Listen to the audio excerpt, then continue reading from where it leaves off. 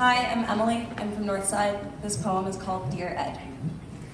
It started out the size of a golf ball on my left arm. Is it malignant? No, the doctor said, but it'll keep growing, and sometimes it grew faster than I did, but we let it because I was 6, too young to cut open, and when my tumor was the size of an orange, I lost my 3rd tooth.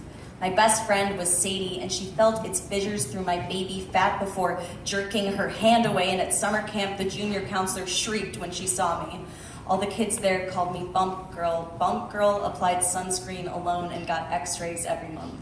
When my tumor was the size of a baseball, my best friend was Lena. Another summer, she named the bump Ed under the shade of a playground slide. And I remember when it became he and Ed became friend and we became one. And I always thought I was an only child, but now we gave Ed faces with sunscreen fingers. During MRIs, I used to imagine suffocating in that tubular coffin, buried in a thick lead apron and still in the tray, but now Ed was here and I wasn't scared. As they reviewed my scans for cancer, I prayed that he would make it through another summer.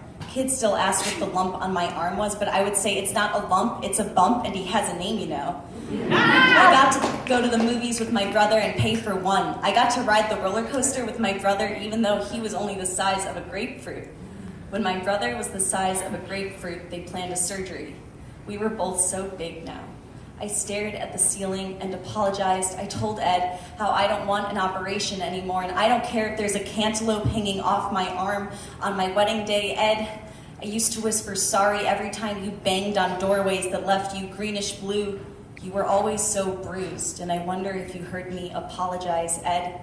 When they wheeled me into the operating room, my best friend was Jenny. I was crying, and 3 hours later, they told me they took you off in shavings. The surgery went without complications. I'm a senior now, and this party last year was so loud that even the laundry room blared, and a boy perched on top of the dryer motioned to me slow. Bump girl, he said. What? I said, do you want a bump girl? And he held a white-tipped key out to me. Other times, guys told me it's sexy, the mark you left, Ed, and it makes me want to stitch their pink lips shut over scalpel teeth. Did you know I had 123 stitches and 7 scabs and 1? No, you can't lick it. I'm a senior now, and Jenny is still a friend of mine, but I don't see her that much. Plus, I stopped labeling because so many people have left and came, or even came twice, spent the night on my couch while I stare at the ceiling and apologize. I'd rather have a benign friend than a best friend or even a boyfriend, because soon I am leaving. No matter what happened here, I'm leaving with a scar.